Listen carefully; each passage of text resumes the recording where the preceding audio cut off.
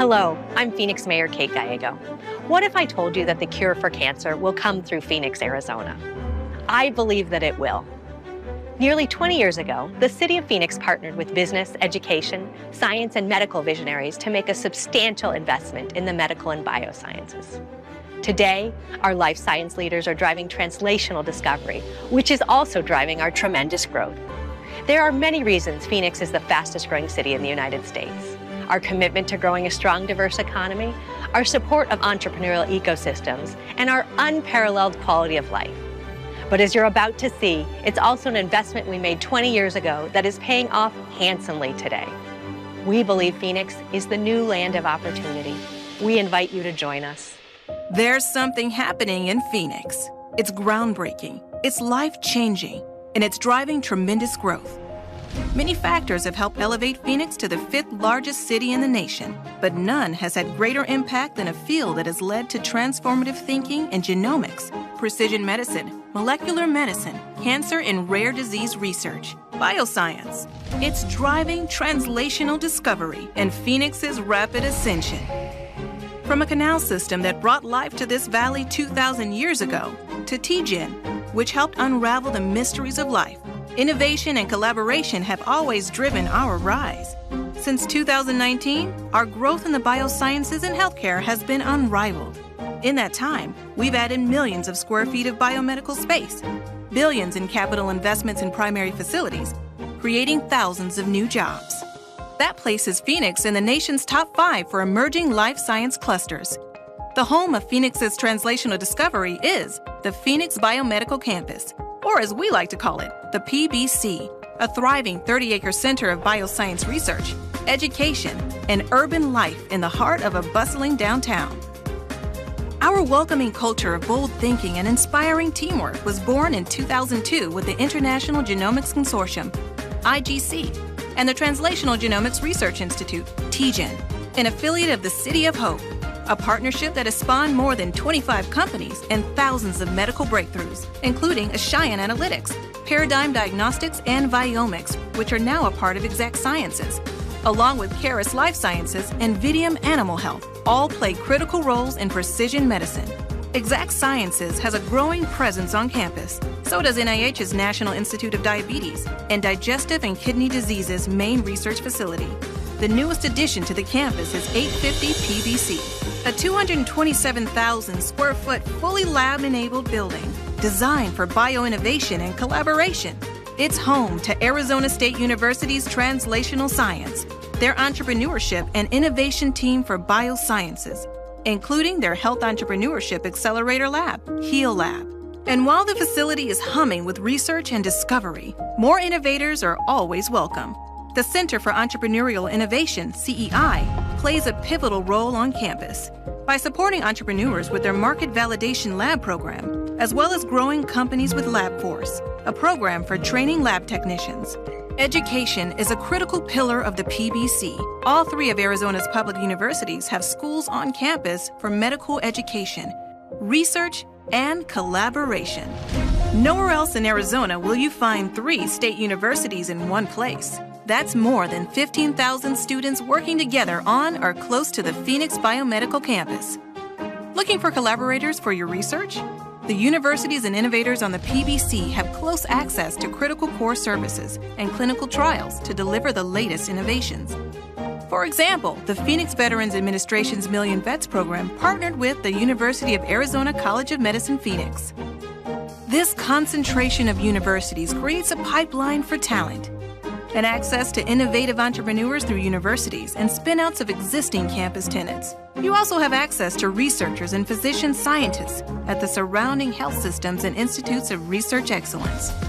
To inspire the spirit of collaboration, innovators have direct access to on-site programs designed to encourage working together, both on campus and throughout the community. And innovators? There's still room to grow. 1.7 million square feet has been built, 6 million square feet at build-out. How is this drive for innovation and collaboration working out for us? From 2007 to 2019, the Phoenix Bioscience healthcare workforce expanded significantly, lifting all sectors of our economy, placing Phoenix among the top cities in the nation for startups and business creation. The PBC isn't the only reason Phoenix is attracting so much talent. Our quality of life is like no other. Did you know Phoenix is home to 3 of the 5 largest city parks in the country? South Mountain Preserve, the second largest city park in the U.S., offers more than 16,000 acres for hiking, biking, and horseback riding. Within our city limits, there are more than 250 miles of trails. We also have nearly 1,000 miles of bike paths and bike lanes. Worried about traffic? Don't be. 90% of those living in Phoenix have less than a 30-minute commute, shortest of any of the top 15 cities in the nation. And Phoenix Sky Harbor, one of the nation's busiest and friendliest airports, is also one of the most convenient. Only a 10-minute drive from the PBC. There are so many ways to escape the award-winning dining, our coffee shops and breweries, our music and festival scene, including First Fridays, the largest monthly art festival in the country. Like sports? There's plenty to root for. New arrivals also like our low-pressure attitude and how easy it is to fit in. We like to say, no one's a stranger here, and new explorers are always welcome. There's something happening in Phoenix. It's driving life-changing discoveries, industry-shaping innovations, and with so much room to grow, limitless opportunities. The future is Phoenix Bioscience. Join us.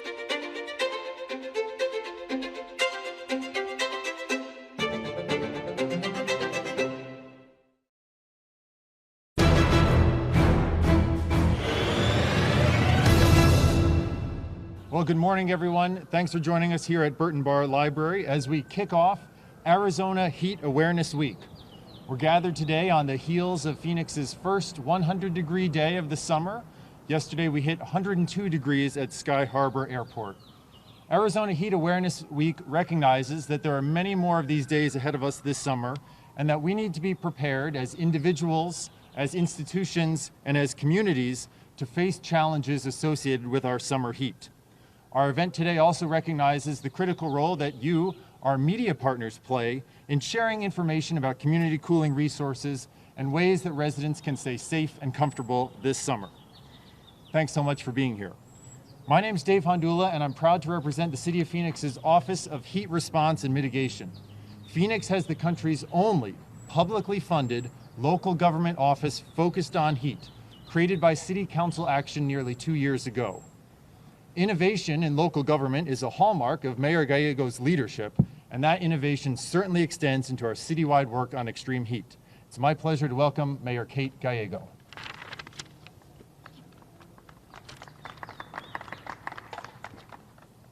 Thank you, Dr. Hondula. It's wonderful to be with you here today.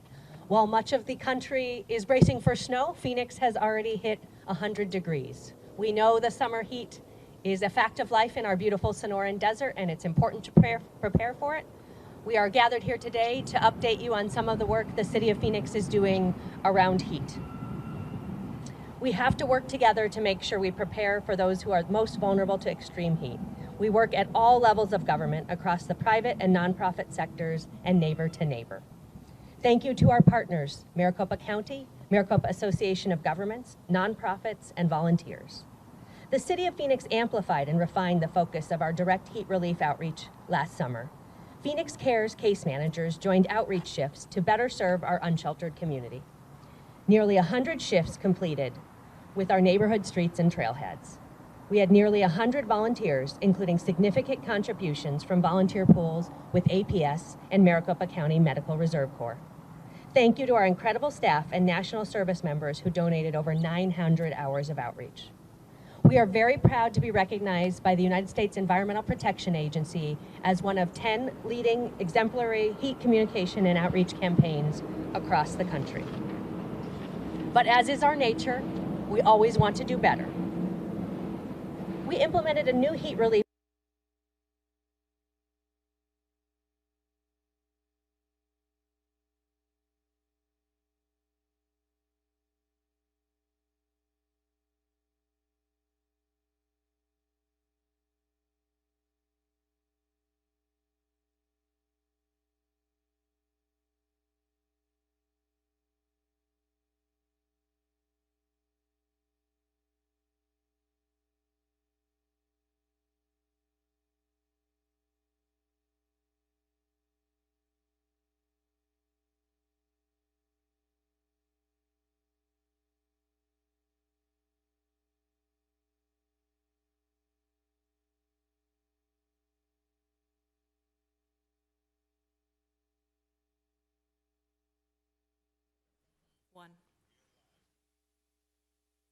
Well, good morning and welcome to the June meeting of the Community and Culture Investment Subcommittee.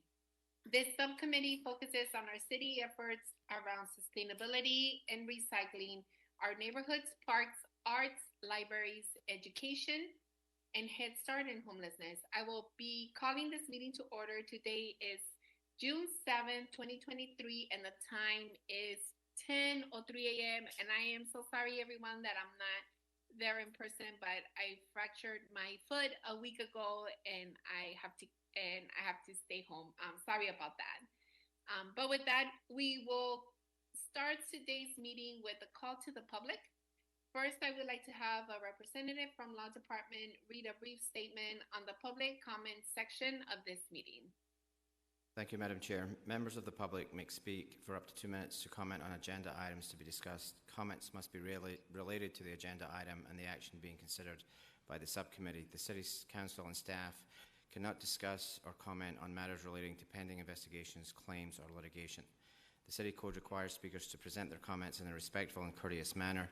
Profane language, threats, or personal attacks on members of the public, council members, or staff are not allowed, and persons who violate these rules will lose their opportunity to speak. Thank you. And now, do we have anyone here to speak in public comment? We have one speaker this morning for public comment, Mr. Jerry Van Gass.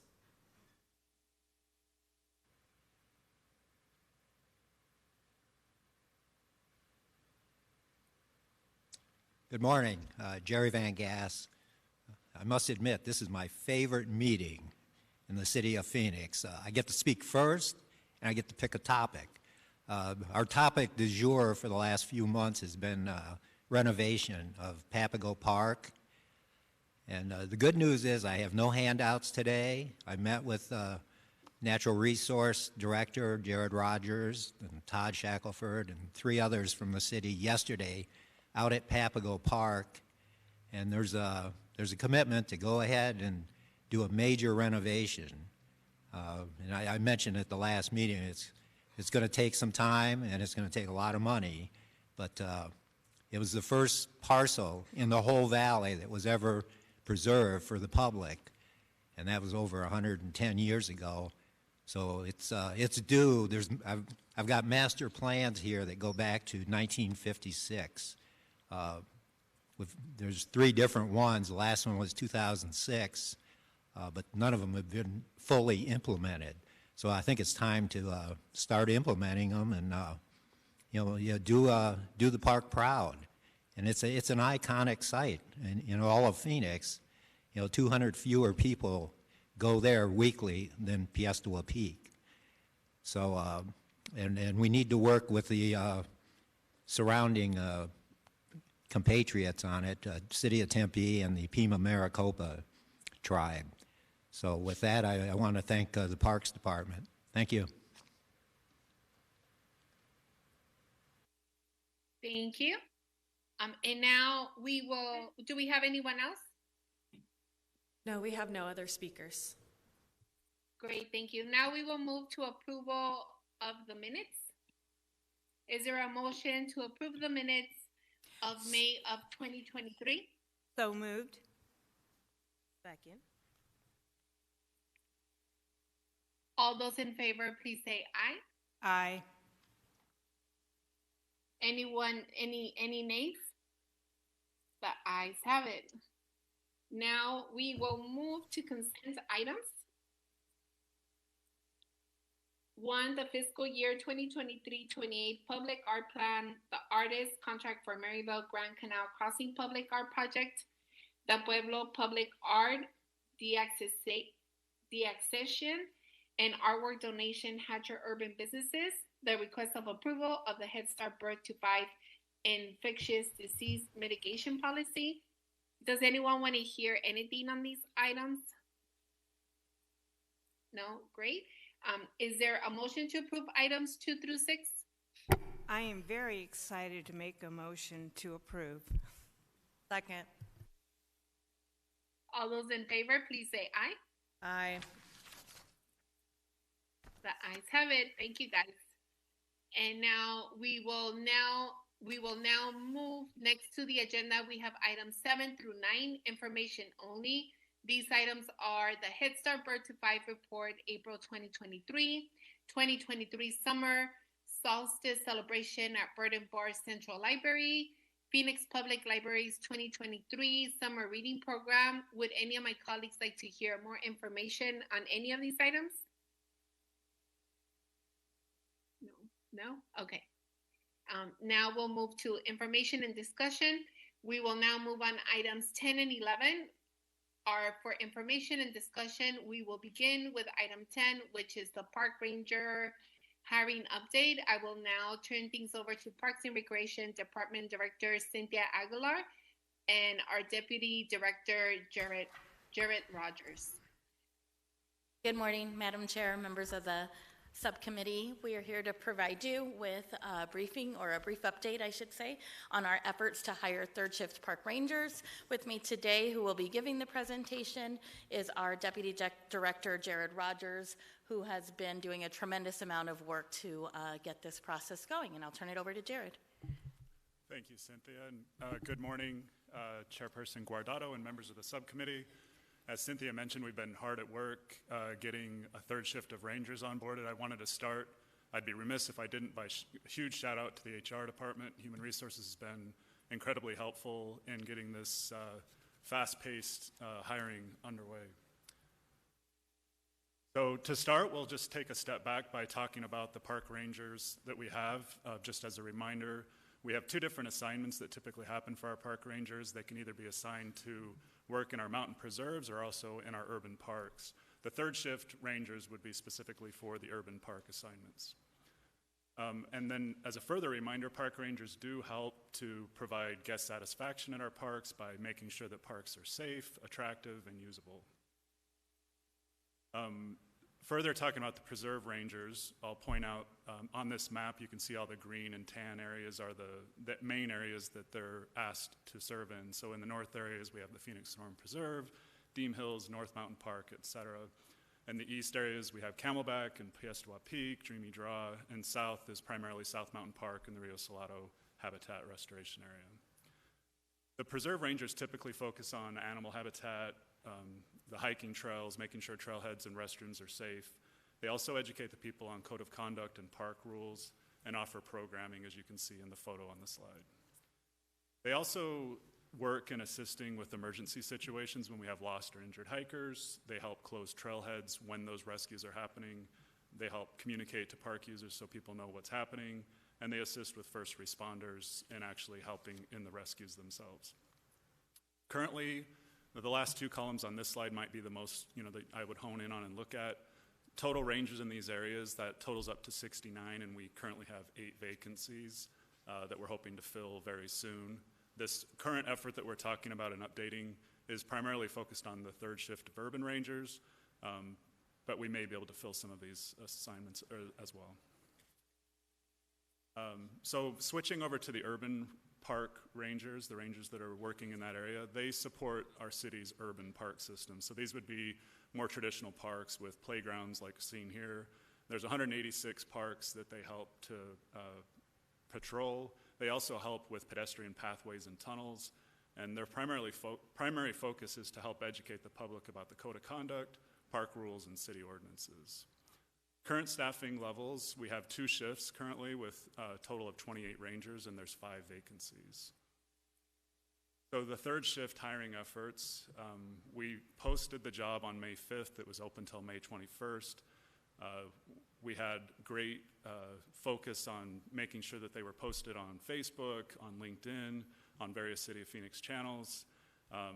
And we had a lot of interest and support from even the media in advertising this. And as you can see, we had about 100 candidates apply on June 1st, so that was last Thursday. We had a big hiring event where we interviewed over 50 candidates, and I'm proud to say, or glad to say, that there was a lot of really, really strong candidates, and we feel confident that we're going to be able to fill all of our positions for a third shift.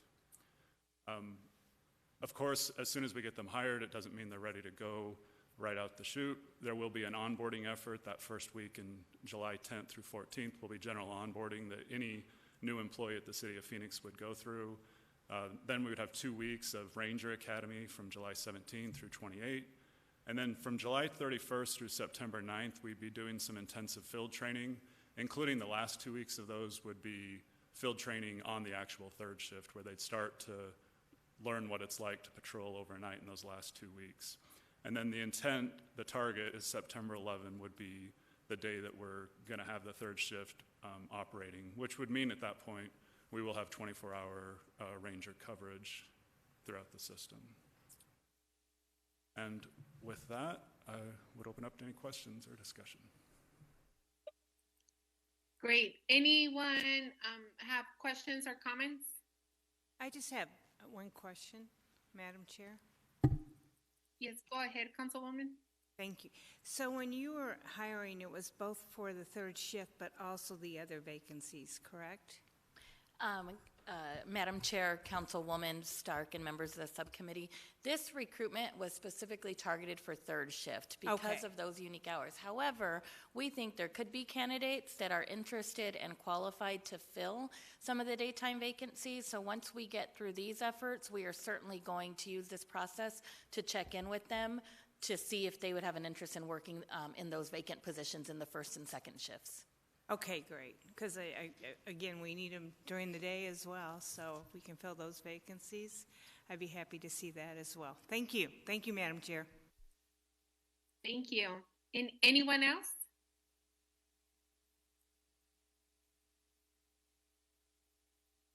Okay, well, thank you so much for that presentation. And our monthly parks briefing, I was excited to hear about the high levels of interest in our new park ranger positions. Can you speak a little bit to the success you have been seeing in the hiring events?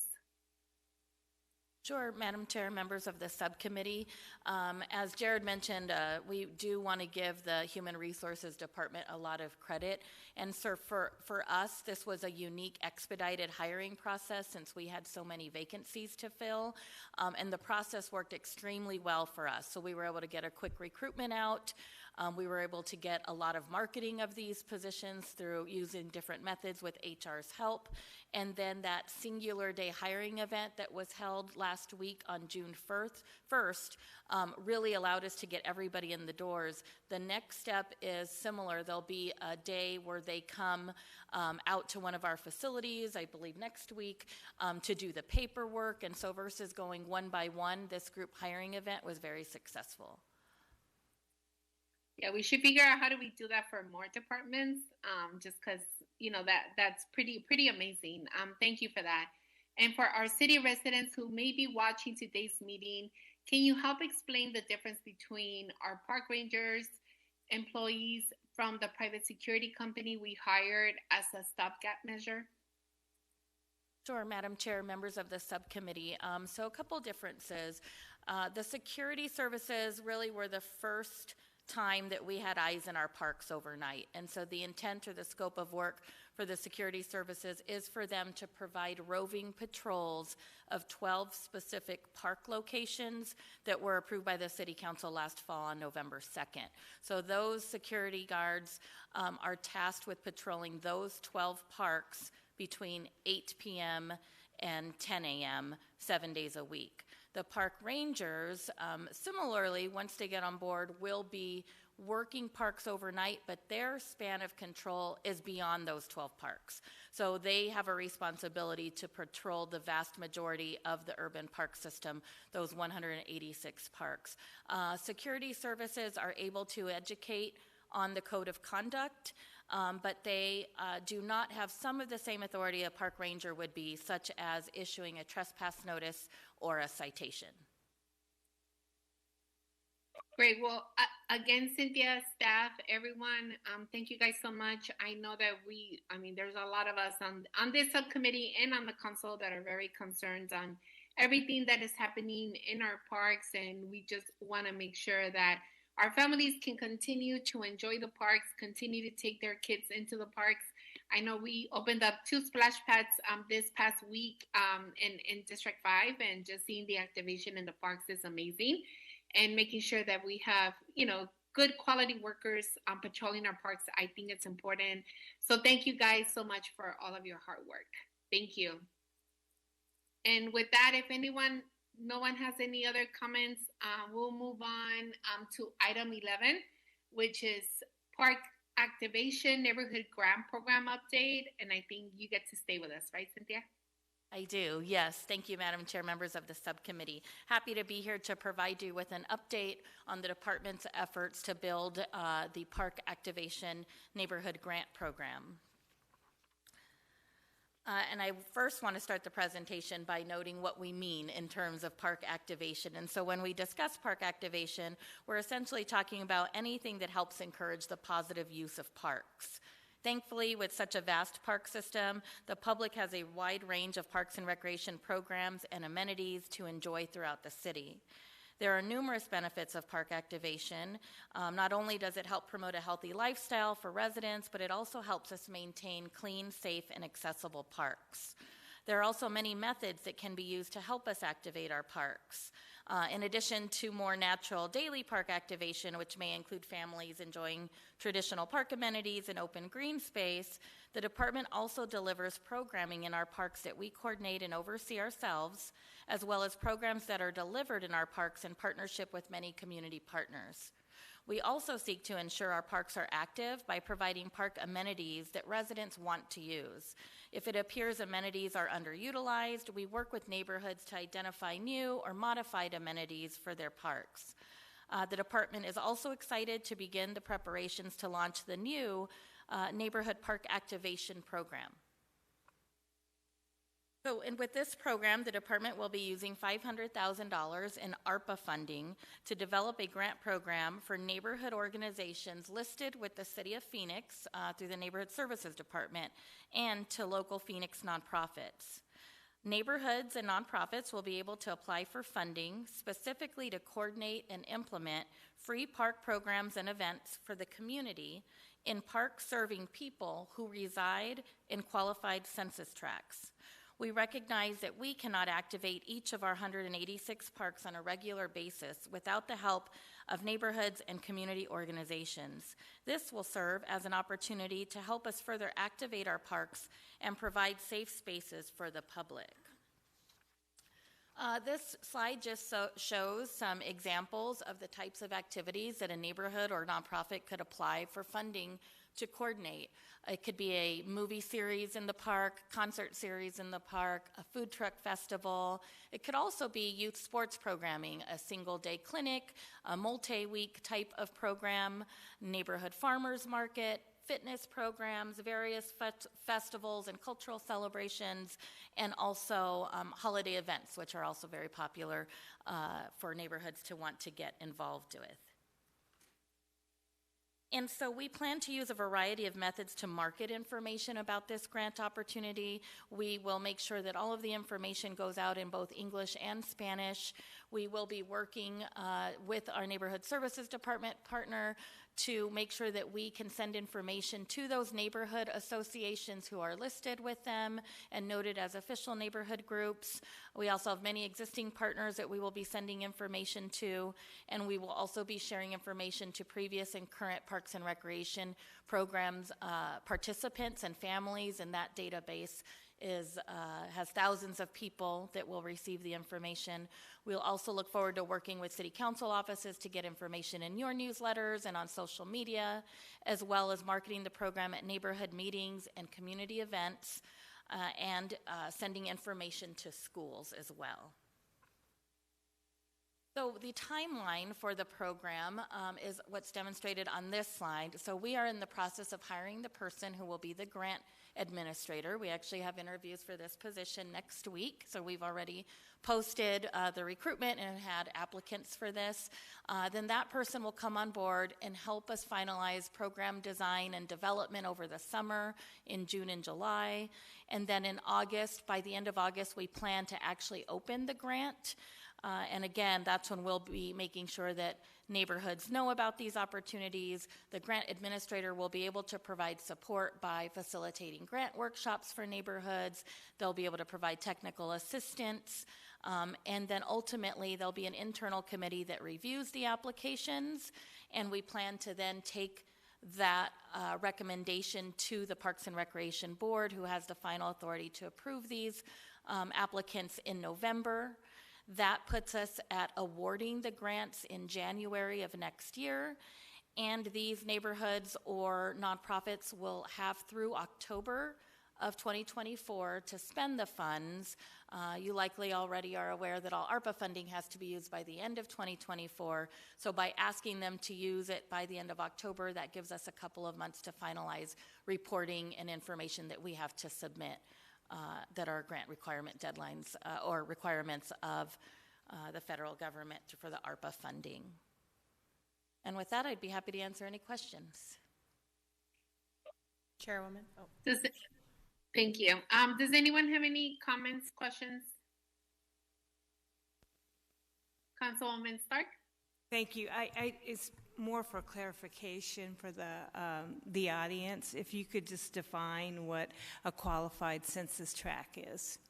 I think we all know, but since we have audience here. Yes, absolutely. Madam Chair, Councilwoman Stark, and members of the subcommittee. So that is identified through the U.S. Census tracts, and so we look into that database to look at information on where we have parks that are located in those qualifying census tracts. But also important to note is that we will also be able to go slightly beyond that. So in some cases, there's a park that might be literally across the street from a boundary of a qualifying census tract. But that park, we can demonstrate, shows or serves the residents nearby who reside in the qualifying census tract. And so in that case, they'd still be eligible. Thank you, Madam Chair. Chairwoman. Thank you. Yes, go ahead, Vice Mayor. Thank you. Thank you so much, Cynthia. This is very exciting. And going back to the last item, I also just wanted to say that I'm thrilled that hiring for park rangers is going so well, and I think it couples very well with this item. I think this is amazing. I think we've seen that when we have activated parks, Phoenicians show up, our residents show up. I have not had any events at our City of Phoenix parks that we've had any struggle with getting people to attend, whether that was the Levine 5K that we hosted last year or earlier this year, it's just all a blur, to Noruz at Civic Space Park. Some of these events have had hundreds, if not thousands, of residents attend, so this is phenomenal. And just the ability that we'll be able to provide more organizations to host free, family-friendly events is great. And I'm also grateful that this funding would take the financial burden out of the equation, because oftentimes, you know, when we're hosting these events, even our council office budgets are not enough to fund event after event after event, and we're often going out and finding private sponsors for community events that we're putting on. So thank you for that. The only question that I have, and I'm sure you've put a lot of thought into the timeline, but just given the ideal times to host events in our city with the weather, is there any possibility of being able to award some of the grants before the end of the year so that, you know, we can take as much advantage of the prime weather here in Arizona as possible? Sure, Madam Chair, Vice Mayor Ansari, and members of the subcommittee. The timeline you saw was based on our ability to hire that person, you know, and really get them in place. So that person we're interviewing next week will be on board by the end of the month. Okay. But we will take a look. We certainly want to expedite it, and your point is very well taken. So if there is a way to expedite that, we are certainly going to do that, and we will try very hard to do that. Okay, I appreciate it, but this is awesome. Thank you so much for your work on this, and I look forward to just seeing more of our parks activated as many days of the week as possible. Thanks. Madam Chair? Yes, go ahead, Councilwoman. Thank you so much. Cynthia, thank you again. I echo my colleagues' comments on it's great to see the activation of our parks and the activities. I just wanted to clarify, all of the activation grants that are available, are they limited to activities, or could you also use it for a needed repair at the park that a neighborhood association is willing to subsidize? Madam Chair, Councilwoman Hodge-Washington, members of the subcommittee, that's a great question. For this particular program, it will be specific for programs and events. There is proposed funding in the bond for the Parks Department that would allow neighborhoods, if passed, to apply for funding for minor park amenities, you know, so picnic tables, repair a drinking fountain or upgrade a drinking fountain. But this specifically was approved for us to give out for programming efforts. Thank you for the clarification. Sure. Thank you. Also, Cynthia, if you can just clarify for me, from what I understand, this money is for block watches that have parks around their areas and neighborhood associations. But then you also mentioned nonprofits, nonprofits in the area, or a nonprofit that will use the money. Let's say a nonprofit comes in and says, I want to do an event for, I don't know, let's say Easter at X Park. Could they also apply for the money?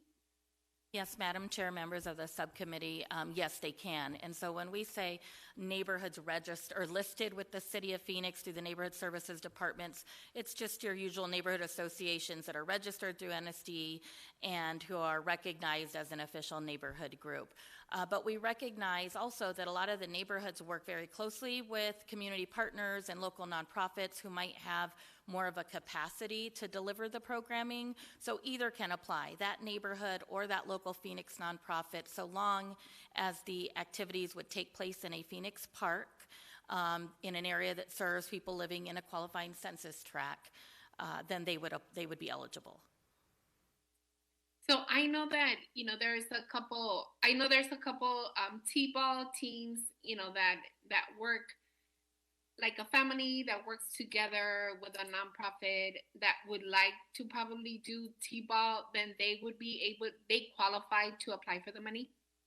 Yes, Madam Chair, members of the subcommittee, yes, they would. If they are a Phoenix nonprofit or part of a neighborhood association, they could certainly apply to have a free clinic or youth league at one of our parks.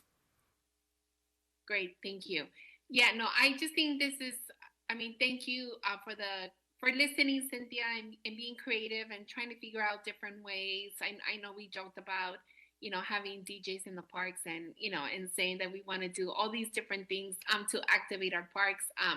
So thank you for all of your hard work on this as well. I know that this past Saturday we were at Mariposa Park where we cut the ribbon for the splash pad there. I think we had over, between 400 and 500 families from what I saw and from what I heard, seeing families with their, families walking with their grandbabies, with their kids, kids coming up to us and saying how amazing it is to have this splash pad and not have to drive out to a pool. I think it's incredibly amazing to hear from the children and the families themselves. So activating our parks, I know it's true, you cannot activate all of the parks. City of Phoenix cannot do it on their own. So I'm very excited to see how this will not only transform our parks and activate our parks, but will actually motivate neighbors to talk to each other and come together and do activities with their children together on the parks. I'm always looking on ways on how to get my kids off the screen and making sure that they're, up, jumping, running, swimming, doing different things. So this is super exciting. So thank you so much for that. Anyone else other questions? Well, thank you, Cynthia. So finally, we will move to items 12 and 13, which are for discussion and possible action. Item 12 is a recommended fee increase for use of Phoenix Tennis Center. We will begin our presentation with our Parks and Recs Department Director, Cynthia Aguilar, Deputy Director, John Sherwood, and Recreation Supervisor, Stacia Holmes. Thank you again, Madam Chair, members of the subcommittee. We are very fortunate to have wonderful operators who have been operating the Phoenix Tennis Center located at Washington Park for us. And they are in the audience today, and I want to acknowledge Mr. and Mrs. Ragland who are here and who will also be here to help us answer any questions. But with me today is Recreation Supervisor Stacia Holmes, who is going to give us a presentation, tell us a little bit about the Phoenix Tennis Center and the proposed increase to the court and light fees. Thank you, Cynthia. Hello, Madam Chair, members of the subcommittee. I'm here to request court and light fee increases for the Phoenix Tennis Center. Located within Washington Park, the Phoenix Tennis Center originally opened in 1969 with 22 courts. It was a world-class tennis facility and attracted greats like Billie Jean King. In 2013 to 2014, the Tennis Center went through a major renovation that made it one of the gems in the City of Phoenix system of parks. In 2014, it reopened to the public with 25 new courts, new pro shop, landscaping, and shade structures throughout. The center now serves 60,000 people annually, or 5,000 people a month, through leagues, tournaments, and open play and practices. As an additional note, about 2 months ago, the manager for the Singer Seal, if you remember Kiss from a Rose, received lessons from concessionaire owner Joe Ragland. The Phoenix Tennis Center is the largest public tennis complex in the Phoenix metropolitan area. In September 2019, Ragland Tennis Services was awarded the concessionaire contract. 6 months into their contract, however, the COVID-19 pandemic hit, which greatly impacted their business. However, despite this, they still serve 60,000 people annually through leagues, tournaments, and open play. Ragland Tennis Services has made several improvements to the facility, like installing a new electronic point-of-sale system with online reservations and a new website per contract requirements. They've also installed new scoring equipment and umpire chairs, as well as upgraded the hitting wall. The overall effect of these improvements is a higher level of service. The Raglands have often stated that they want a country club feel at our city tennis center. The current fees have been in place since 2014 and are very affordable. For example, the juniors fee is just $2 for 90 minutes of court time. They also have discounted or free services and equipment for youth. They are one of the few places around the Phoenix metropolitan area to offer wheelchair tennis instruction and play. And in August 2021, the Phoenix Tennis Center and Ragland Tennis Services was awarded the United States Tennis Association Southwest Regional Facility of the Year Award, which you can see on this slide. The Phoenix Tennis Center has 3 fees: court fee, light fee, and juniors fee. We're requesting subcommittee approval to increase 2 of those fees. The first is to increase the court fee from $4 to $5.10 for 90 minutes of court time. The other is to increase the light fee from $5 to $5.10 for a 90-minute court reservation for 6 p.m. or later. We also want to emphasize that the juniors fee will remain unchanged at $2 for a 90-minute court reservation. Both the City of Phoenix and Ragland Tennis Services feel it's important that all of our youth have access to a world-class facility. On April 27th, the Phoenix Parks and Recreation Board approved moving forward to the subcommittee with the proposed fees. However, during that meeting, there was discussion amongst the board members on increasing the fees to a higher, more sustainable rate. The current court fees were set in 2014. Since Ragland Tennis Services became contractual concessionaire in September 2019, inflation has increased by more than 36%. Court and light fees comprise 80% of the income generated by the Phoenix Tennis Center. At this rate, expenses will outpace income. The proposed fees put the Phoenix Tennis Center in closer alignment with other cities. However, when you do a comparison of Phoenix to other cities, it is not apples to apples. The closest comparable site is Paseo Racket Club in Glendale. Tempe, Scottsdale, and Mesa use city staff to run their tennis courts, whereas in Phoenix, all of the tennis center staff are employees of Ragland Tennis Services and not the City of Phoenix. The reviews for the Phoenix Tennis Center are overwhelmingly positive. Users love the nice staff, the upkeep of the facility, and the diversity of players that the center attracts. Now I'd like to turn the presentation over to Director Aguilar. Thank you. Good morning again, Madam Chair, members of the subcommittee. And so I just wanted to close the presentation by explaining one of the things that Stacia mentioned. When this went to the Parks Board, we took it with the fees that you'll see on the left side of your screen. But as she mentioned, there was discussion during the Parks Board meeting that certainly with fees not going up since 2014, that we would be in a situation where we'd be back in 6 months or a year asking for another fee increase. And so that's something I think that we'd all would like to try to avoid. And we feel like the one of the original requests from the Raglins are reflected on the right side. And so that's our updated staff recommendation, but we wanted to be transparent. You are naturally the recommending body to full city council who has the authority to approve tennis fees, which is why we're here with you first.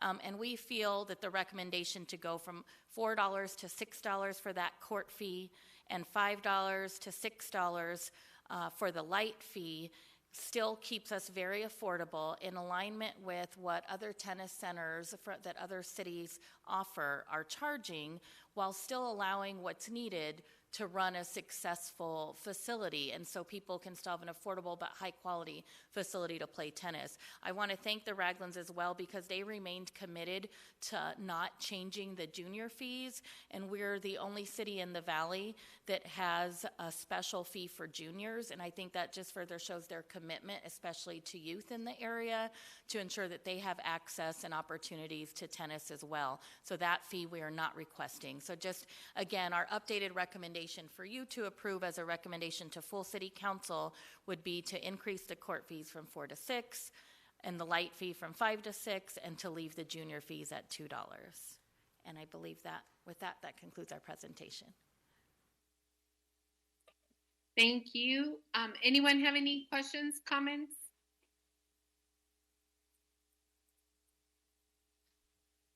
I do, Chair. Okay. Oh, go ahead, Councilwoman. Thank you. Do we by chance have a breakdown of the users by juniors or adults and versus how many are actually post 6 p.m.?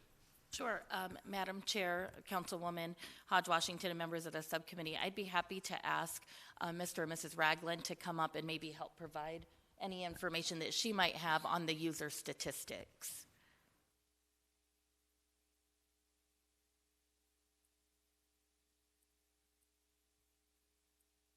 And Mrs. Raglin, I think if you could speak to the statistics at the tennis center and maybe the adults versus kind of junior play and what your busy times are.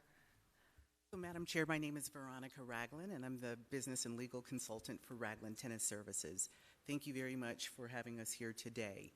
In terms of the breakdown, our juniors probably represent about 15 to 20% of the player community. We have junior programs that are inner-city youth programs that we partner with, as well as an on-site junior instructor. So we have a pretty good following of junior players. Additionally, I believe the subcommittee member asked about after 6 p.m. play.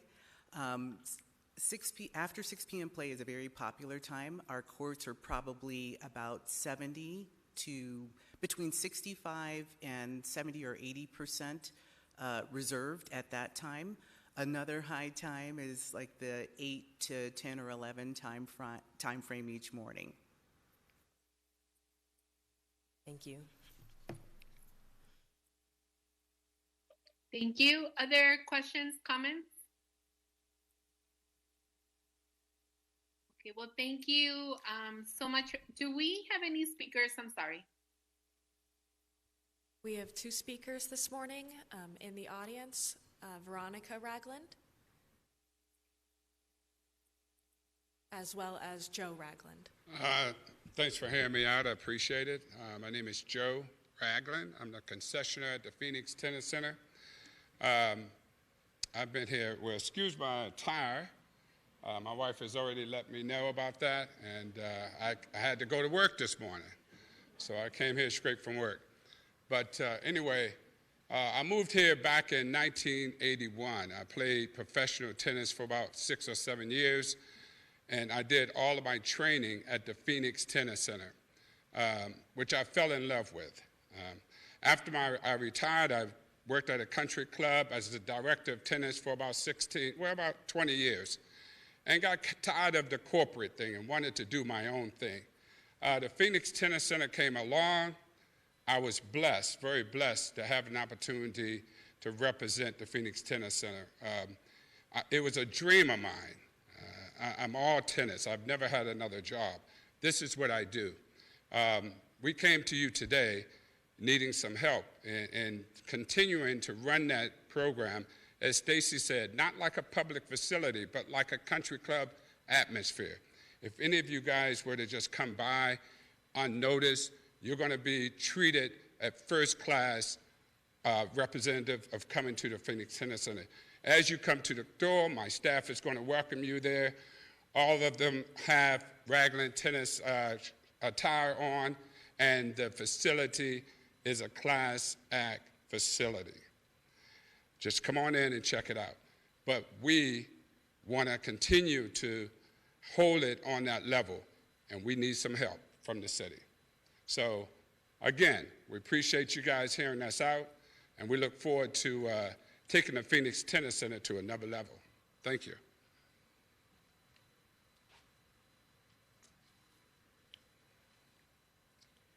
Once again, thank you very much for having us, Madam Chair and subcommittee members. Again, my name is Veronica Ragland. Just to sort of supplement what's been said by our wonderful contract liaisons at the Parks and Recreation, as well as my husband, shortly after contracting with the Tennis Center in 2019, we realized that the cost of complying with the contract terms substantially outpaced the revenue. For example, our 2022 expenses increased by 12.5%, while the revenue increased only by 2.5%. And we do not see an end to the inflation.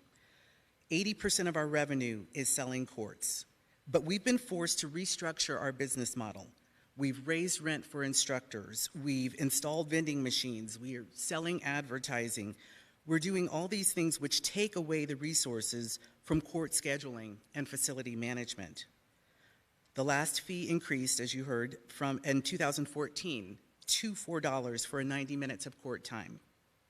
At that time, eggs were $2 and minimum wage was $7.90. Today, eggs for a carton are about $6 to $8 and about $10 during the holiday season. I'm a baker. And minimum wage is $13.85. When we landed in 2019, we raised the staff to the $11 minimum wage, and then since we've had 3 increases in the minimum wage. And again, we're all about compliance, compliance, compliance. So no other PTC director brings the vision, the credentials, and the tennis pedigree as my husband. We ask that you help us to continue reinvesting in the local community, as well as inner-city youth programs such as the one that discovered my husband. Thank you very much for your time, and thank you very much for hearing us out. Thank you. Thank you for your comments. So with that, I just had a few comments.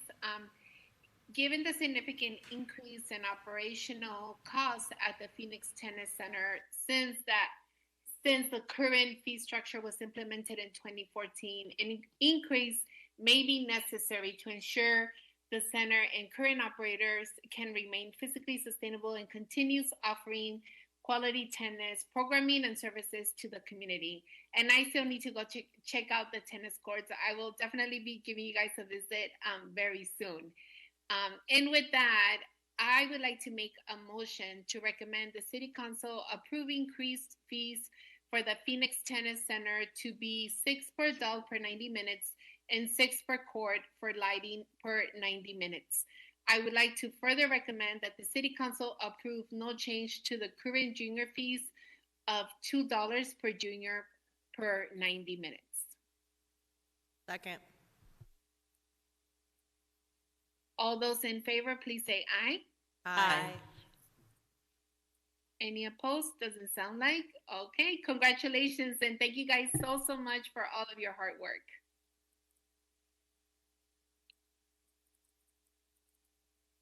And now we will move to item 13, the Head Start Birth to 5 Full Enrollment Initiative Plan. We will begin with a presentation from our Human Services Department Director, Marshall Franklin, Assistant Director, Nicole Ayola, and Deputy Director, Patricia Kirkland.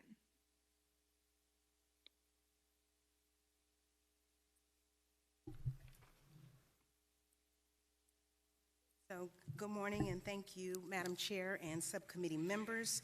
This morning, we are here seeking your approval of the Head Start Birth to 5 Full Enrollment Initiative Plan. Our presentation today will cover the following: an overview of the Head Start Birth to 5 program, our enrollment numbers for fiscal year 22-23, our current efforts to address enrollment, an overview of what is the Full Enrollment Initiative, identifying critical factors that we've determined are impacting our enrollment, and then finally the city's Full Enrollment Initiative Plan, where we outline the strategies to address getting to full enrollment. By way of history, and as you may recall, the Office of Head Start under the U.S. Department of Health and Human Services administers the Head Start program across the nation. The goal of Head Start is to provide early childhood learning experiences and comprehensive services to create a foundation of love, if you will, for lifelong learning. The grant operates on a 5-year cycle, and in July of this year, we will be in the 5th year of our current grant cycle. Our 5-year grant funding is just over $204 million, and by way of history, the City of Phoenix has been a Head Start grantee since the 1960s. Within Phoenix's boundaries, there are 3 Head Start grantees. Those are the City of Phoenix, Maricopa County, and Southwest Human Development.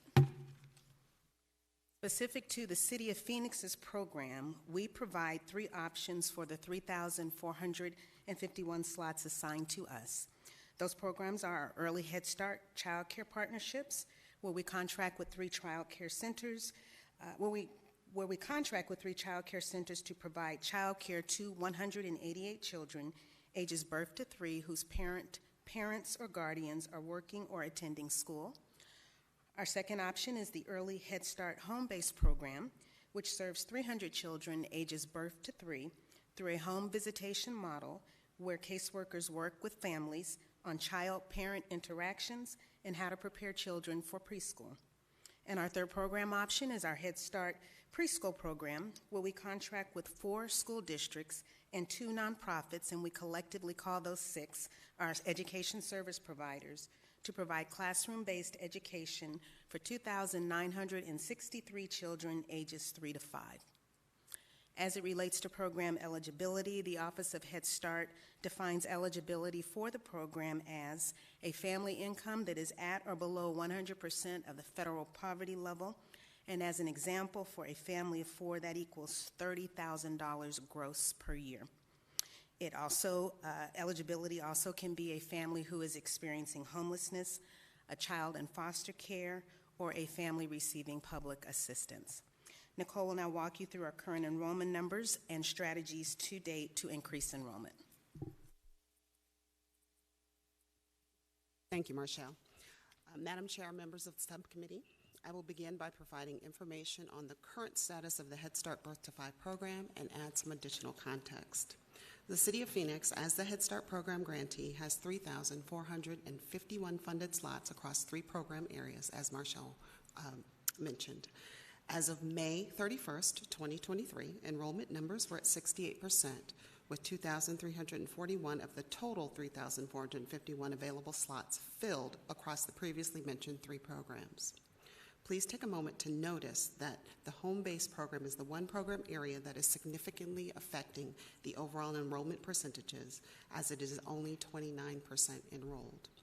This low enrollment rate is most strongly impacted by the amount of home visitor vacancies that we have on staff. To address the low enrollment rates, Head Start program leadership worked on several strategies to promote the program with the goal of increasing enrollment. Such strategies include participating in community events hosted by your city council offices and community stakeholders, placing ads in bus shelters, placing ads on garbage trucks, which data suggests was our most effective form of marketing, working with local grocery stores, specifically Ranch Market, purchasing billboards along stretches of the freeway, placing radio ads, and utilizing social media outlets such as Facebook and Instagram.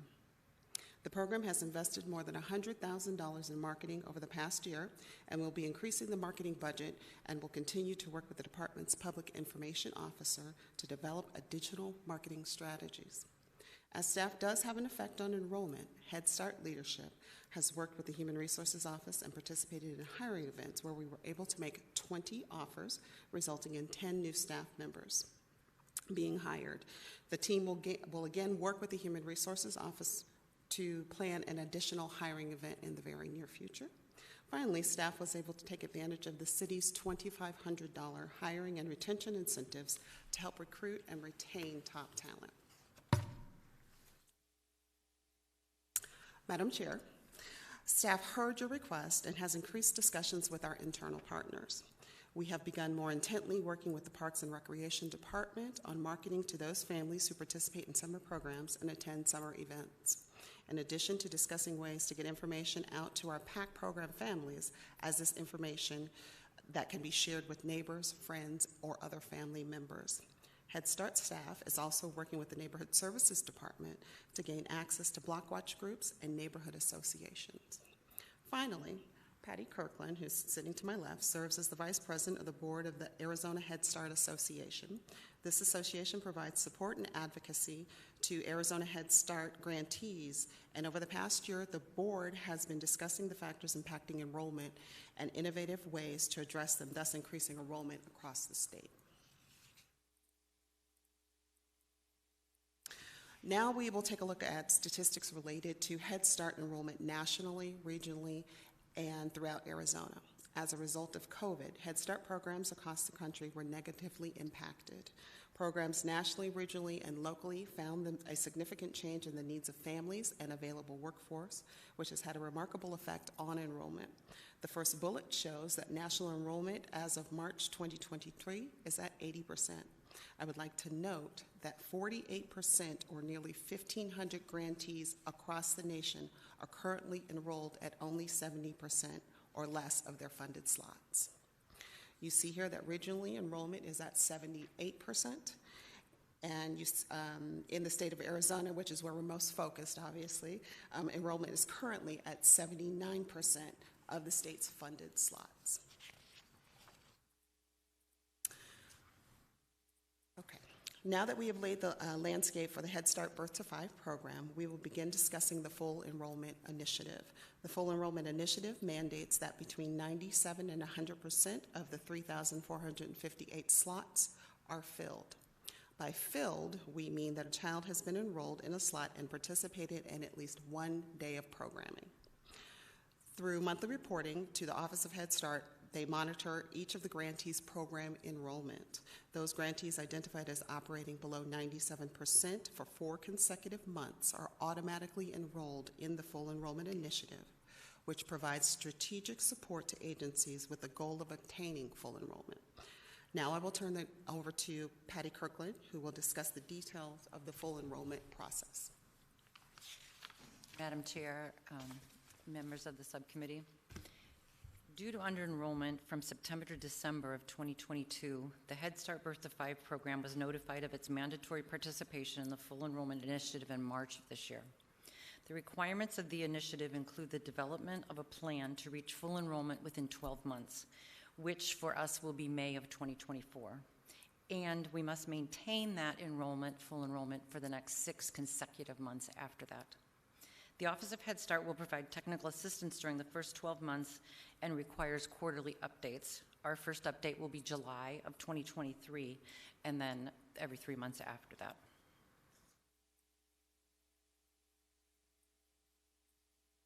Oh, I went the wrong way. Go on.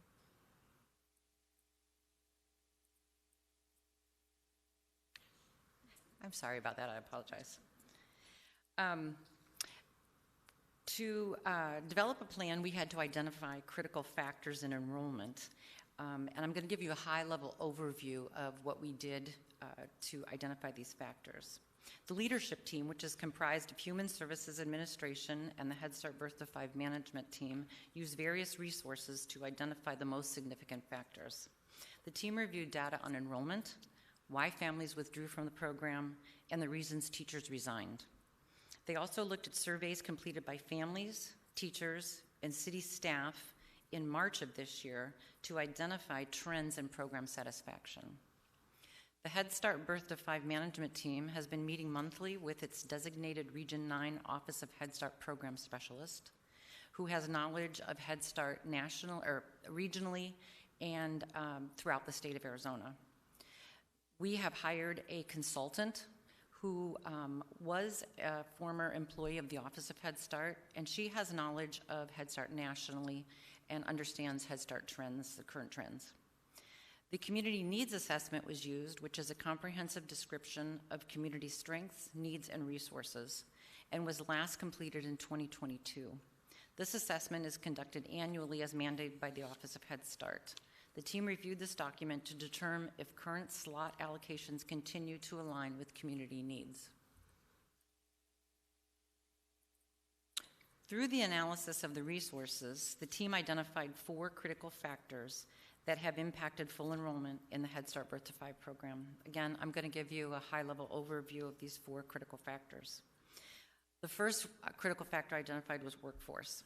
The Head Start Birth to 5 program was impacted in all 3 program options due to staffing shortages, which is a result of low wages for both teachers and city staff, pay inequities between education service providers, and staff well-being.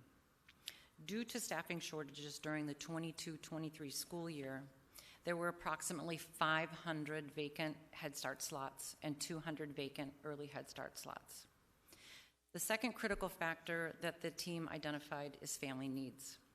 Through the analysis of the family surveys, which were conducted in March, and the reasons families withdrew from the program, it was evident that parents prefer their children attend a full-day program option versus a half-day. Transportation is also a barrier for many families and results in children not being enrolled in the program. Eligibility is also a concern, as many parents are now working and exceed the income threshold to be eligible for the program, as Director Marshall had illustrated in the previous slide. Community needs was the third factor that was identified. Based on the community needs assessment, the eligible population for Head Start has shifted, meaning that some education service providers may have too many slots or too few slots in their area. Language barriers was the fourth critical factor that was identified. This really impacts the early Head Start home-based program primarily. We have a lot of families that speak predominantly Spanish, and we do not have enough staff to fill the need to service those families. It has been challenging to obtain a translator who speaks the same dialect as families that speak languages other than English and Spanish, such as Swahili or Farsi, as those languages have multiple dialects. Home visiting materials for parents are available in Spanish and English, but other languages are difficult to find. To focus on each of these critical factors, subcommittees will be formed, comprised of Head Start staff, Policy Council parents and community representatives, governing board members, or designated staff and community stakeholders.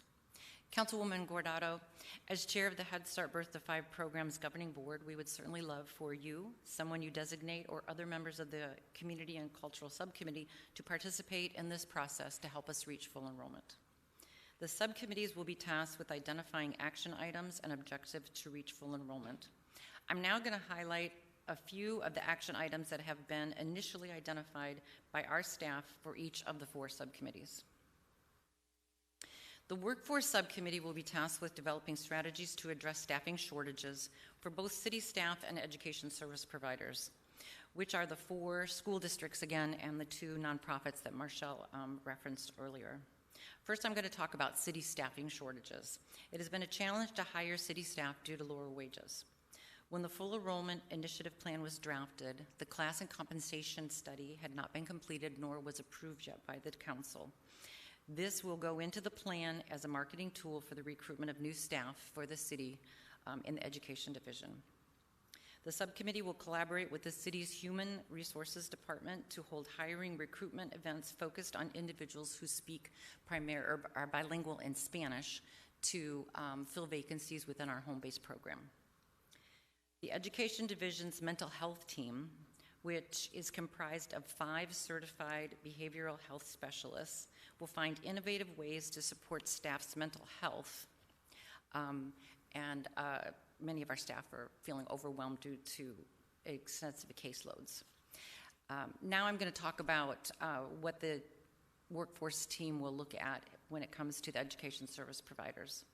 The subcommittee will conduct a wage comparability study to determine the pay inequities between education service providers and have conversations with those who need to increase salaries to a competitive level.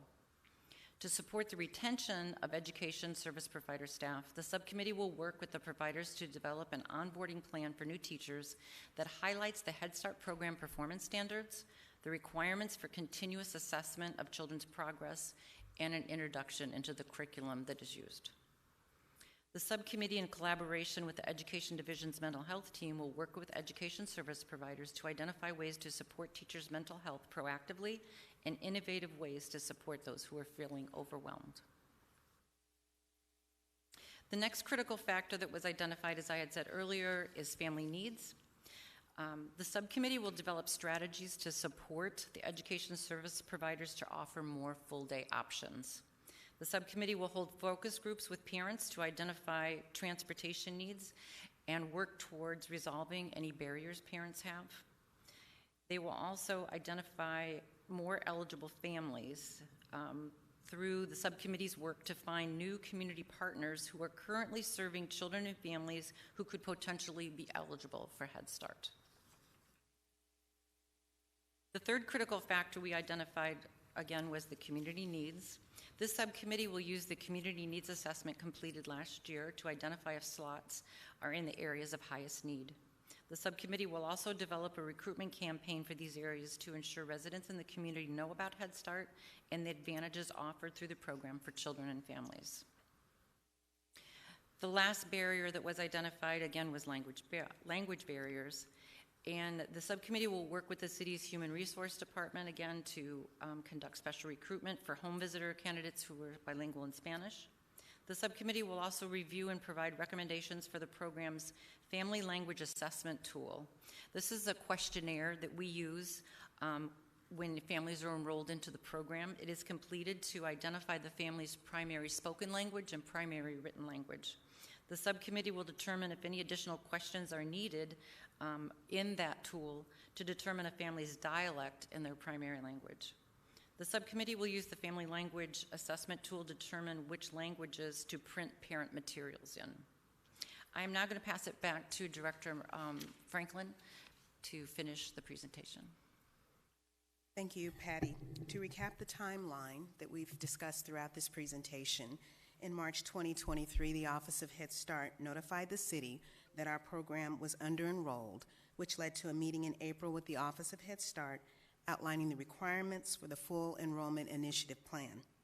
In May, we submitted the draft plan to the Office of Head Start by their deadline with the understanding that this subcommittee, as the designated City of Phoenix Head Start Birth to 5 program governing body, would still need to review the plan.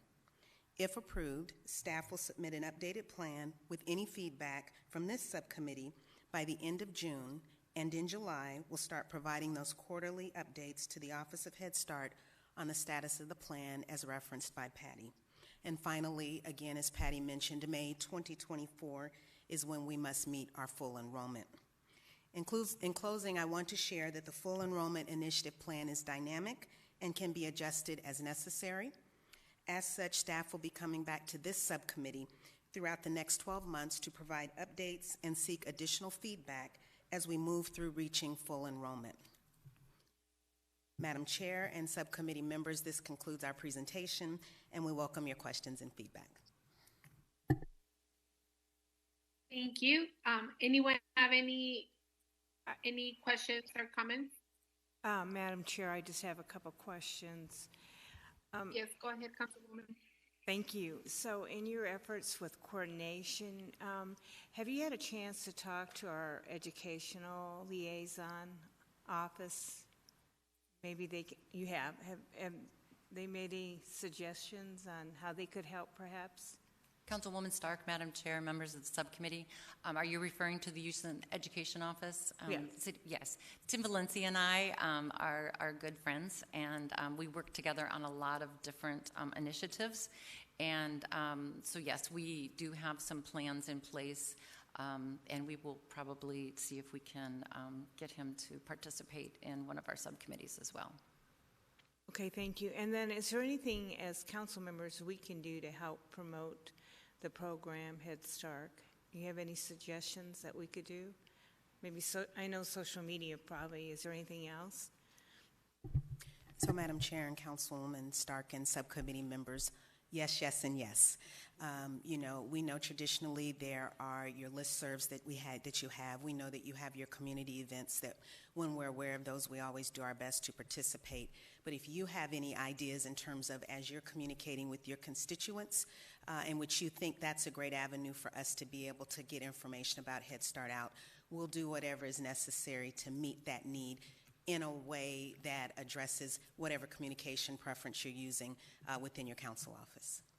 Thank you. And then just one last question.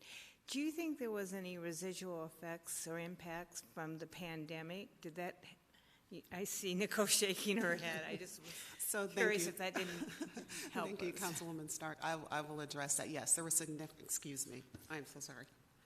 There were significant impacts related to COVID. We nationally, I mentioned that a little bit, and here locally we saw that there was a change in the needs of families. A lot of parents were afraid to bring their children back to school for different reasons, and then there was a change in the workforce. And so there, in addition to the salary issues that we discussed, there were lots of individuals who were just not wanting to go back into the classroom for a variety of reasons. So yes, there were significant impacts. Thank you. So, Madam Chair, I think this is a great plan. Any way I can help, I want to, because I think Head Start is such a vital program. It's just done marvelous things for children over the years, so anything I can do to support it. And I think this is a good strategy that you've put together. Thank you, Madam Chair. Thank you. Any other questions, comments? I just have a question. Go ahead. You mentioned some of the language barriers, and in particular, in regard to Swahili and Farsi. Can you just talk more about that? Is that students who need this language service in the classroom, and you're looking for more teachers, or what in particular is the need? Madam Chair, Councilwoman Ansari, council members, it's actually our home-based program where the home visitors go into the home. And it's being able to communicate with those families in their dialect. That has been a challenge.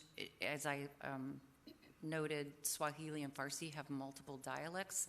So just because a translator speaks that language doesn't mean it's the right dialect. And so that creates a barrier for us to be able to provide information to the family.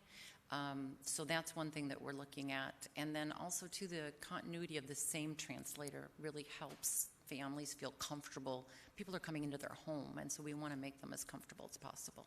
And so are you looking to hire more translators that are skilled at these two languages? I'm sorry, Councilwoman, Madam Chair. We actually contract with a city vendor, and so what we would want to do is identify through that vendor the dialects that we need. If we're not able to do that, then we would be able to do a solicitation for additional vendors. Got it. Okay. I'm only asking because there are a lot of new Afghan refugees here in Phoenix, and many are very much looking for quality employment. And so I just think there's an opportunity there for us to tap into that and, get people quality jobs that they need. So would love to help with that. I work with a lot of different groups, and I'm in touch with many of the families even. So I think there's women especially who I think are looking for employment opportunities, and I'm sure that's the dialect that you probably are mostly looking for is Dari. So just let me know if I can be helpful there. Thanks. Thank you. Other questions, comments? I do, Madam Chair. Go ahead, Councilwoman. Thank you. I echo again the questions of my colleagues and the concerns. Head Start is very important to me. My grandmother actually worked in the Head Start program for many years, so I know the value of this program. I just had a couple questions, and they may already have been anticipated, but I'll ask them anyway. Does the class and compensation study, do we think it will address some of the pay concerns that we're seeing? So, Madam Chair and Councilwoman Hodge Washington and subcommittee members, we do think it'll address that. The information that we received from our Human Services Department is by the time Human Resources, Human Services, Human Resources, from our Human Resources Department will indicate that on average, by the time we get through all of the associated increases from the class and comp study, I believe it was about a 14% increase, is that correct, that we received from our Human Resources Director. So we do believe that will address some of the challenges. I would suggest also, though, that also focusing on some of the things around mental health will also help because we know that we have a lot of our employees that are dealing still with COVID and the fallouts, if you will, from COVID. So we think it's a combination of things, but we know most definitely that classification and compensation study should help significantly. That's great news. And I'm sure as a subcommittees go through their planning process or their recommendations, I just wanted to offer a few of my own. I would actually encourage us to consider the parents and the guardians as potential employees for the Head Start program, of course with the proper training, and look to see if there's any additional pipelines that we could be using. Like again, I am a total fan of the Head Start program. I think the early learning is so important for our future, and I think if we can get the parents and the guardians to buy into the program even more by participating and being paid for their participation, we may be able to get some additional resources that way. And then my last one was, I saw in the comments there were some questions about students with significant behavioral needs, and I was just wondering what exactly, or if anything, you want to elaborate on how we're going to address those, because I could see how that could be it's an increased need as well as a demand on our city resources. So, Madam Chair, Councilwoman Hodge Washington, subcommittee members, there has been a significant increase in behaviors from children. It's nationwide, not just here in Phoenix. The impact that it's having on staff, that's part of our staff well-being. We do have things in place to support staff. We use a program called Conscious Discipline, which trains teachers and staff how to help children regulate their own behaviors. We also have a contract with a mental health coaching organization here locally called Touchstone. And then we also have our contracted specialists that go in. But it is, unfortunately, a very high need right now to help these children regulate their own behaviors. And if I may offer, that is also a direct result of the impact of COVID. So that was going to be my next question. So what we saw was children were not in school. They were at home. They weren't learning to socialize. And so that is a direct result of that as well. Thank you.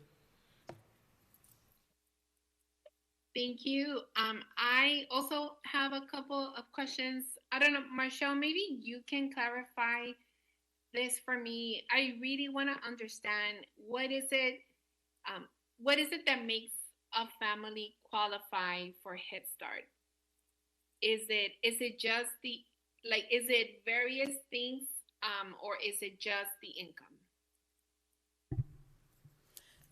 So, Chairwoman, if you don't mind, because I know at a very high level, I'd like to pivot and ask Patty to respond, because there are some nuances in terms of the eligibility requirements. Madam Chair, members of the subcommittee, eligibility for Head Start is, there's a few different factors. The main one for most families is income. The family's income must be at or below 100% of the poverty guidelines. If you remember, about a year and a half ago, we came to the subcommittee and asked to have our over income raised to 130% of the poverty guidelines. That has helped. We can only enroll 25% of our funded population between 100 and 130%. So again, the majority needs to be under that 100%. As I indicated in the presentation, due to families working, they are over that threshold. The Office of Head Start did include SNAP benefits, so the Supplemental Nutrition Assistance Program, as an automatic eligibility for Head Start. So that definitely has helped. We are in the works of working with DES to create a collaboration so we can identify more families who qualify for those benefits. The other, of course, is families experiencing homelessness, children in foster care, those kinds of things. So just to clarify, so any child that's receiving a free meal at school that is receiving this type of benefit qualifies for Head Start. Their family qualifies. Madam Chair, members of the council, yes. Free lunch is 130% of the poverty guideline. So we would be able to enroll 25% of our funded enrollment with children who receive free lunch. Right, because from what I understand, at least in Cartwright, Alhambra, Pendergast, majority of these children qualify for the lunch. So I think it'd be very easy to get that list. Again, I'll continue to emphasize that we need to work with the different school districts. I'd be more than happy to facilitate the meetings with. I know that we already are working with Cartwright, but I know Superintendent Maes over at Alhambra be very happy to help bring these parents together. I think if that's a qualification, I don't think it'd be hard to get children into the program. I just think it's how do we work more closely with the school districts that know the families, that know the folks. From what I understand, everyone gets a lunch, at least from what they've explained to me, and they even provide it right now during the summer. So I would strongly recommend that we try to meet with the different school districts to try to get that list. And it sounds like majority of the kids would actually qualify for Head Start, given that new qualification. And then my other question to that is, could we, if we raise it to 130, could we raise it to 140, 150 to get more families in? Madam Chair, members of the council, that would be something I would have to petition with the Office of Head Start. They have a cap of 130. I'm more than happy to explore that and get back to you. I mean, I think it'd be good to get the data to see how significant that actually is, and if it is, I would definitely ask that we advocate for that. But given that if a child receives a free lunch at school, then they qualify for the program, then I don't see why it would be such a challenge. And look, and I know COVID and all that. You know, I totally get it. I had a hard time sending my kids back to school. So I totally understand how difficult that could have been for families. And I also understand the idea of the other challenge of that families really want full days. I get it. I have 2 kids in summer school right now, and finding that gap at 1 o'clock to go pick up the kids from summer school and get them back home and then get back to work, even for me, it's a little bit challenging. So I 100% get that. And also, I think we should look at, like, I think we talked about this before, Patty, looking how do we connect the PAC program to this program so kids can continue to stay in the system. I know that you and Cynthia were going to meet. Did that meeting ever happen? Or are you guys already coordinating around that? Madam Chair, subcommittee members, yes, we have. We've had a couple of meetings. I was able to send a list of our locations, and we are cross-referencing to see where we share locations with the PAC program so that we can move forward with that.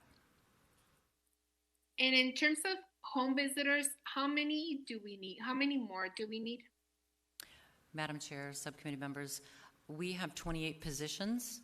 We currently have 13 of those positions filled. We would need 15 more to fill the 300, to provide services for 300 children. So given the class and comp study and the raises that they're, I mean, from what, from the numbers that I just got from HR, from Dave, it seems that there's going to be a 19% raise coming to them in the next 11 months. So I would definitely really promote that. And I think that we should do a little bit like what, Parks and Recs did, where we hire people in groups so that we can expedite that process. Not exactly sure how they did that, but it sounded like what happened is that they hired people instead of going individually. They did it by groups so that we could get people in faster. So I would do something big around what the wages are going to look like, because it's true, right? I mean, in your report here, it says, that we're losing workers and they're going to work to McDonald's and Burger King and all of these other fast food places that pay a little bit more. So I'm hopeful that with this rate increase, we'll be able to help with that. And I just think that we should definitely push that forward. And then my other question that I had was just in terms of what we're paying the educators, right? Like it seems, that in some schools, we pay $21 an hour, and then in other schools we pay $32 for people that do the same work. Is that true? Is that accurate? Madam Chair, members of the subcommittee, yes, that is true. That is the pay inequities between school districts and the nonprofits. It is also degree, I'm sorry, excuse me, that's also degree level too. The school districts, the teachers must be certified through the State of Arizona Department of Education and hold a bachelor's degree at a minimum. The nonprofits are able to hold hire teachers that have AA degrees, and they do not need to be certified through the state. Well, I mean, they're all doing the same work, right? I mean, or is the workload different? It is not. It is the same, Madam Chair. So again, I would really ask that we recommend that we pay them the same salary all the way across all the levels. I get it if they were doing different work and it was different responsibilities. I understand hierarchy and how some folks need to get paid more than others. But if we have this type of discrepancy, I can also see how educators are not very motivated to come and work in some of our schools, and I think it's important that we fix that in order to be able to attract more teachers to come in and teach in the classrooms. I know it's a problem throughout Arizona, and what would be the process to do that? Madam Chair, subcommittee members, that is what the workforce subcommittee will be tasked with, is doing that wage comparison study, and then having conversations with those providers that have the lower wages and trying to identify ways to fund higher salaries. Because I think that's key. I think we've seen it in the city of Phoenix. I mean, we were not, in 2021, and I know I sound like a broken record, but in 2021, it was very limited, the amount of pools that we were able to open, given the lack of supervisors and the lack of lifeguards. And the moment the salaries changed, now this year we have a lot more pools that are open, given to that change. So I would, as much as we need to promote this, as much as, this is a great plan. Thank you, Patty. Thank you, everyone, for working really hard on this. I'm not, trying to say that this is not good, but there's certain pieces that I think that we should put on, really accelerate. And the biggest one, I think, is the salaries. for our educators. I know class and comp study is going to take care, of our home visitors, but I really feel that there's a couple things that are under our control that we should push for. The PAC program. How do we work together with them? How are we working hand in hand with the school districts as well? And maybe finding more classrooms inside their schools, and whoever wants to come out and be a partner.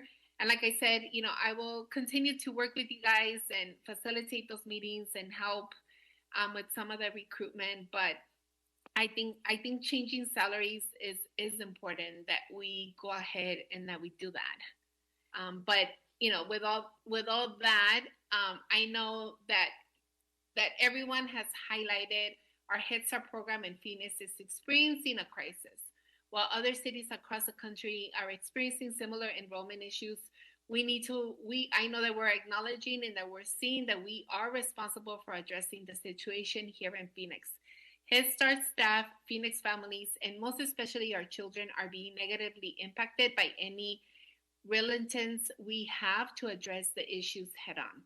We have a lot of work to do in front of us, and I get it, and we're ready to roll up our sleeves and work together with all of you. We urgently need to address wage disparities and workplace issues like burnout, both among Head Start and among our partners. And I know that Cartwright has a really good program for children. I know that, children, that are going through a lot of challenges, they have a great program over in Cartwright that I think that we should really look into with children, that went from a screen to a classroom. They have really great programs there in terms of how to help the families, and we should figure out what are the providers that they're also working with, and seeing how is it that we can be that we can try to be helpful with that. But most importantly, we also need to make sure that we are able to hold our own selves accountable to make these real improvements. This is not about checking the box for our federal partners. This is about ensuring that we offer the best opportunity to the children enrolled, create the best support to their families, and ensure a professional, rewarding work environment for all of our Head Start employees. The Head Start full enrollment plan for areas of focus: workforce, family needs, community needs, and language barriers. The plan lays quarterly updates in July, October, January, and April. I would ask that we ensure accountability and really push hard to make improvements to the Head Start team, provide our subcommittee a monthly update on where we are, with these challenges, right? I mean, I know that you guys work really hard, and I know you guys take this very serious, but I think more can get done if we're all working together. And I think if you guys come out and you guys voice it to us and tell us, hey, listen, this is what's happening, this is where we need help, then I think, just like everyone else, we also have a lot on our plate, but this is definitely, as you heard from everyone else on the subcommittee, this is a huge priority for all of us. So we want to make sure, that we're helpful to all of you. So with that, I would like to motion to approve the Head Start Birth to 5 full enrollment initiative plan as submitted. I would like to further motion that our Head Start team provide this subcommittee with a monthly update on the progress of this plan. Second. All those in favor, please say aye. Aye. The motion passes. Thank you, guys. Thank you for all of your hard work. We now have another opportunity for a call to the public. Do we have anyone to do public comment? We have no additional speakers today. Thank you so much. And now, does anyone have any items that they would like to add to the agenda for upcoming subcommittee meetings?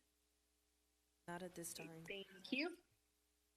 And I think this is our last meeting before our summer break. So I just want to thank my colleagues and the whole staff for all of their hard work. I think the subcommittee has done a lot in the last year to address a lot of fun stuff and a lot of challenging stuff at the same time. So I just want to thank all of you guys. And now we are adjourned. Thank you.